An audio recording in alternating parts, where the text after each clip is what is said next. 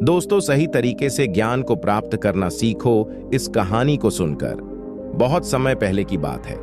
एक नदी के किनारे एक बहुत ही ज्ञानी ऋषि रहा करते थे, जो मानवीय भावनाओं की गहरी समझ के लिए जाने जाते थे। आंतरिक शांति, खुशी और सही तरीके से सही ज्ञान प्राप्त करने के लिए लोग दूर दूर से उनके पास आकर रहते थे। ऋषि का ज्ञान देने का तरीका भी बड़ा ही अनोखा था।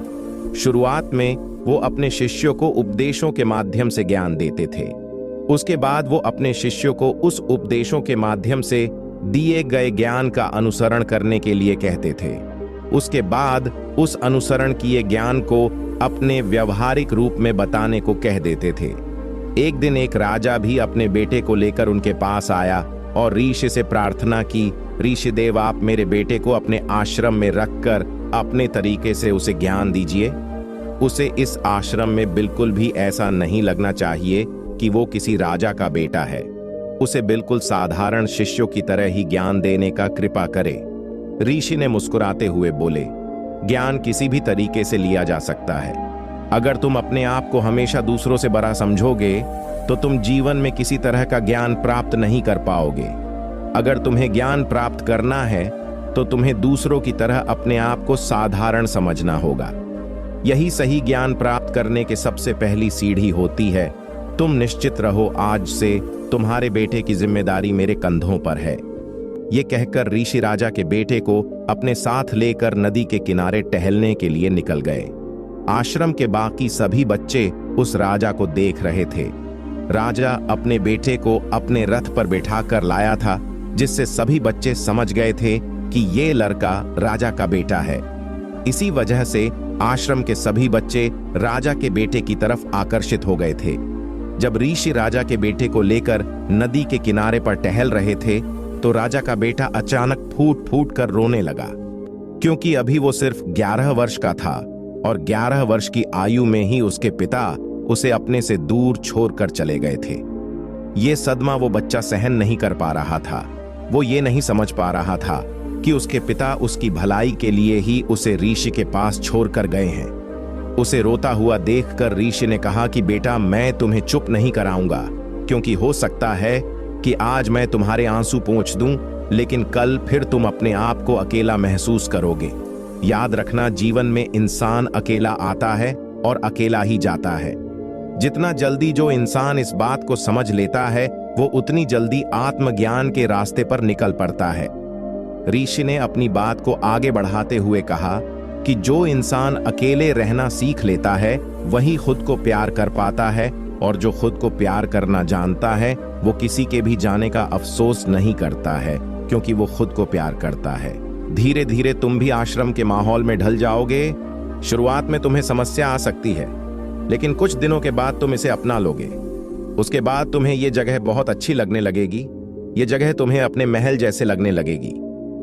संध्या हो चली थी। नदी के दूसरे छोर पर सूरज छिपने लगा था, पर अपनी लालिमा पूरे आसमान में बिखेर रहा था। बड़ा ही सुंदर दृश्य था और ऋषि उस शिष्य को अपने साथ लेकर आश्रम में वापस लौट आए। उस शिष्य को थोड़ी संतावना मिली, क्योंकि ऋषि की आंखों में एक अभूतपूर्व शांति झलक रही थी। जब हम किसी एकांतवासी ऋषि की आंखों में वो शांति देख लेते हैं तो हमारे हृदय से भी सारा भार हट जाता है, मन एकदम निर्मल हो जाता है। जब राजा का बेटा रात्रि का भोजन करने के लिए भोजन कक्ष में पहुंचा तो आसपास के सभी शिष्य उसके आसपास आने लगे। उन सभी को पता था कि ये राजा का बेटा है और अगर हम इससे दोस्ती कर लेते हैं तो इससे हमारा फायदा होने वाला है। ये सोचकर आश्रम के ज्यादातर बच्चों ने उसे घेर लिया था। बस कुछ बच्चे थे जो अकेले रहने का महत्व समझते थे, दिखावे में विश्वास नहीं करते थे। वो उस राजा के बेटे के पास जाने की बजाय अपना पूरा ध्यान खाने पर लगा रहे थे और एकांत में बैठकर अपना भोजन कर रहे थे। कुछ दिनों में ही राजा के बेटे को आश्रम के ज्यादातर बच्चों के साथ दोस्ती हो गई। अब वो आश्रम में उन बच्चों के साथ घूमता फिरता था, उन्हीं के साथ अपना ज्यादातर समय बिताया करता था। आखिरकार राजा का बेटा जो ठहरा सुख सुविधाओं में पला बढ़ा था, आसपास बहुत से दास और दसिया होती थीं। आसपास अपने दोस्तों से घिरे रहना, वही दिनचर्या उसने आश्रम में भी अपना ली थी। ऐसा नहीं था कि ऋषि को ये सब पता नहीं था, पर ऋषि उसे अलग तरीके से ज्ञान देना चाहते थे। बच्चों को ज्ञान आप उपदेश देकर नहीं दे सकते, उन्हें साक्षात्कार कराना पड़ता है। उसके बाद उन्हें वो बात समझ में आती है जो आप उसे समझाना चाहते हैं। ऋषि को ये बात पता थी कि अगर मैं इसे बोलकर समझाऊंगा तो ये कभी नहीं समझ पाएगा। मुझे इसे दिखाकर समझाना पड़ेगा, इसे एहसास कराना पड़ेगा कि अकेले रहने से ही तुम अपनी शक्तियों को जान पाओगे। ये सीख देने के लिए ऋषि एक दिन उस शिष्य को अपने साथ एक पहाड़ी की चोटी पर ले गए। पहाड़ी पर पहुंचकर ऋषि ने उस शिष्य को ये कहा कि अब तुम्हारा ज्ञान पूरा हो चुका है, बस एक आखिरी रात तुम्हें यहाँ पर बितानी होगी। उसके बाद अगले दिन शाम को मैं तुम्हारे राजमहल में तुम्हें पहुंचा दूंगा। वो बच्चा ये सुनकर बड़ा खुश हो गया कि अब मैं वापस अपने राजमहल जाऊंगा, फिर से मेरे दास और दासियां, सारी भोग की वस्तुएं मेरे पास होगी। उस शिष्य ने ऋषि से पूछा कि ऋषिदेव, मुझे आज रात आप यहाँ पहाड़ी पर अकेला क्यों छोड़ रहे हैं? आखिर मुझे कौन सा आखिरी ज्ञान यहाँ मिलेगा?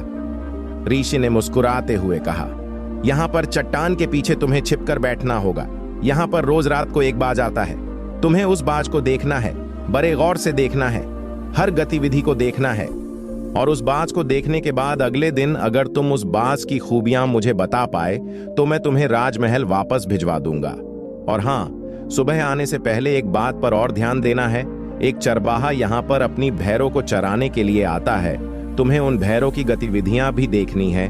याद रखना, बाज की गतिविधि रात को और भैरों की गतिविधि सुबह।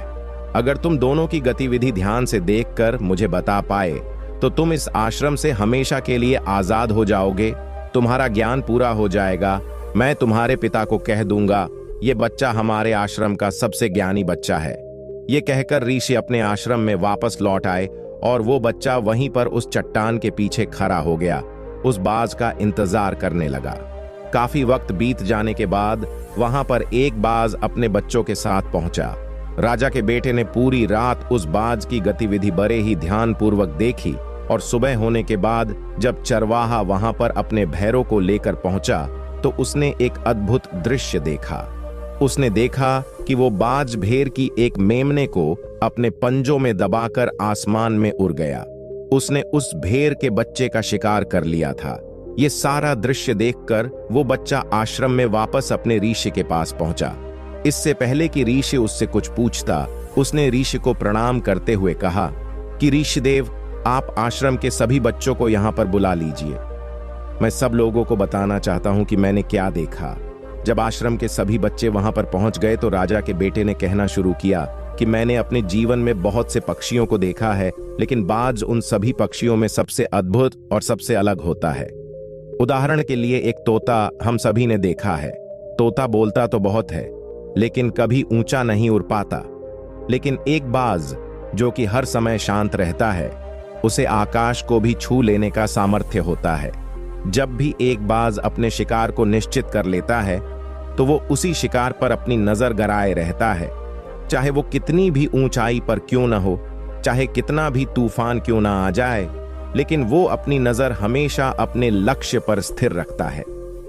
आज सुबह जिस बाज को मैंने देखा, उसने हर भेड़ को अपना शिकार नहीं बनाया, बल्कि उस भेड़ के झुंड में से उसने उस भेड़ के मेमने को अपना शिकार बनाया। उस बाज की तरह हमें भी अपना ध्यान अपने ही एक लक्ष्य पर स्थिर रखना चाहिए। चाहे कितनी भी अड़चनें क्यों ना आए, हमें अपना लक्ष्य स्पष्ट दिखाई देना चाहिए। 5-10 अलग अलग लक्ष्यों में अपनी ऊर्जा बर्बाद करने की बजाय हमें किसी एक लक्ष्य पर पूरी एकाग्रता के साथ ध्यान देना चाहिए।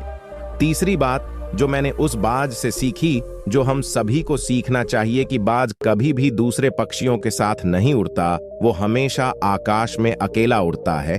इससे हमें ये सीख लेना चाहिए कि हमें कभी भी छोटी सोच वाले लोगों के साथ नहीं रहना चाहिए। आखिरकार हम भी वही बन जाते हैं जिनके साथ हम रहते हैं।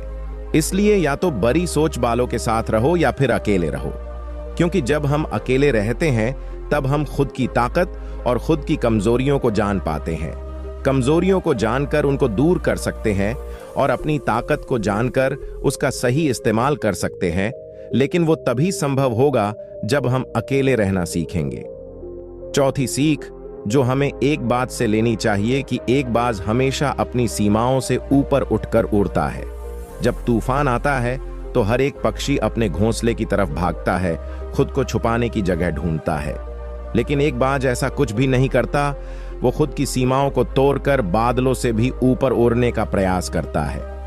हवाएं उसे थपेरे मारती हैं, पंख उसके भारी हो जाते हैं, पानी और धूल की वजह से उसे कुछ दिखाई नहीं देता है, लेकिन वो फिर भी आसमान की तरफ उड़ता रहता है और अंततः बादलों से भी ऊपर निकल जाता है और वहां तब तक उड़ता रहता है जब तक मौसम ठीक नहीं हो जाता।